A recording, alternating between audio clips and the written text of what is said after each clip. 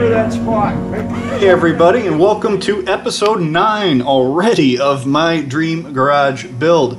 Today's episode is going to focus on finishing off the trusses, the second half of which we still have on the ground. And we'll actually get into a little bit of sheathing as well. But also part of that is going to be getting the first set of trusses that we put up perfectly straight, because they are not. We learned a few things putting up those first ones, and you'll see that. Actually, you're going to see that right now. If you notice on the lift, there's no purple straps hanging anymore because we're not hanging it from the lift. My next door neighbor came up with a much better system. There's a little T basically that's mounted to the front of the lift, and it's going to go under the bottom cord of the truss, and it has a little spot where it clicks into place and it scoops the bottom cord, so that really all you need to do is attach at the top just to keep it from flopping down.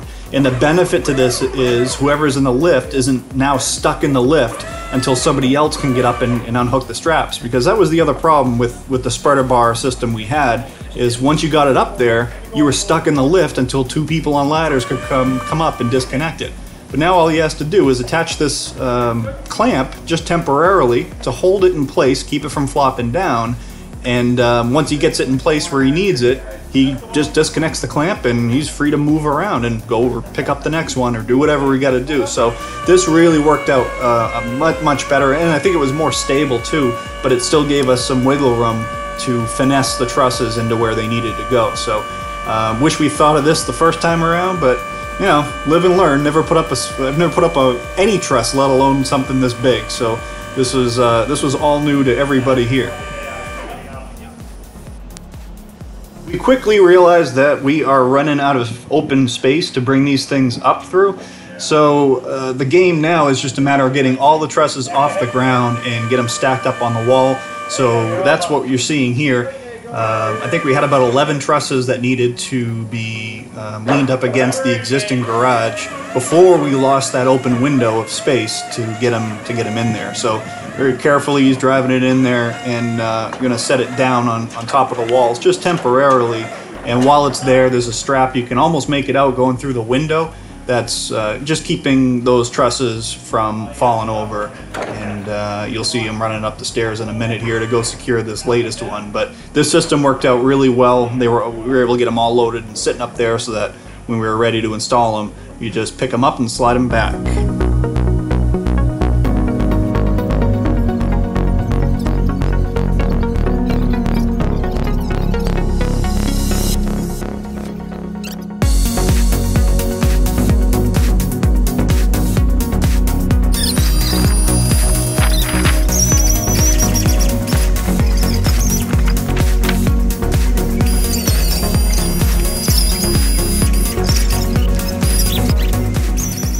Alright, so once we had all of them kind of stashed up there where they needed to be, we just took the same exact mount and moved it. If you notice, the 2x4 that now supports the bottom cord is about 6 inches or so above the top railing of the lift. So that allows us to go under, scoop it up, and then back under the existing trusses that are already in place without the lift hitting them. So again, same principle, just a different way of doing it, but we needed to be able to get under those things and not smack into them. So all he's doing is, now we're going to put a screw into it because there's not as much holding the top in place, just to be safe, and then very, very carefully work its way back and get it into its home. But if any of you have ever used a scissor lift, you'll know it's not what you call a precision instrument. It is jerky and bumpy. It's all over the place. So hats off. That's my father running it for me, because obviously I'm still in no position to do anything other than hold a video camera and a glass of whiskey. We elected to go with 4 horizontal temporary braces. And every 5th truss we would put in a diagonal brace just to make sure that the structure stayed safe vertically. But that was a bit of a pain, as you can see here. The guys are working on those 4 horizontal pieces, and just getting them propped up to slide the truss under them is a bit of a pain to do, but you know, it's the only way to build it. And well, as far as I know it's the only way to build it safely. I know there's some other things out there, these hammer-in pre-spaced braces and things like that. I actually found out about after we did this, but probably would have gone that route if got the chance to do it over again. But this did work out, just as you see, a little bit of a tedious process.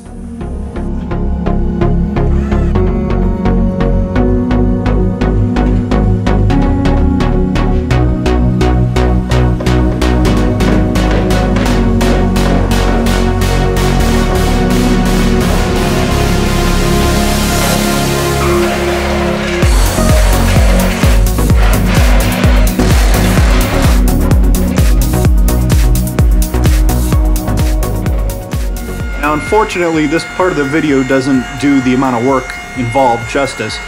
This is part of the final bracing, and we did go above and beyond what was required of this truss system, where you could leave like a 10-foot span without a diagonal brace. We have 0 spans without diagonal bracing on both sides, so it is very well braced, to say the least, but that's important. We're in a snow load area. I wanted to make sure I got every single ounce of what those trusses are designed to carry for a snow load, and I don't have to sit here and worry about it. But the amount of work climbing and monkeying in and out of those things to get those trusses not only just perfectly straight but properly braced is it's really a lot more than you would think.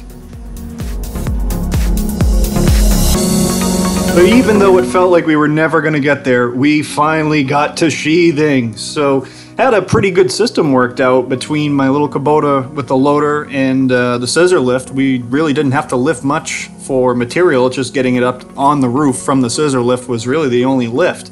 And I ended up going with, it's actually a hair over 3/4 inch for the decking. So it is very, very solid.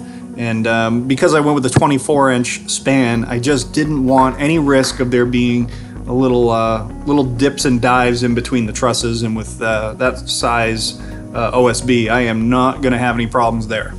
So I think this will probably play best if we just do a time lapse for you. So I'll kick you right into that from here on out. Yeah, we are in the place to be.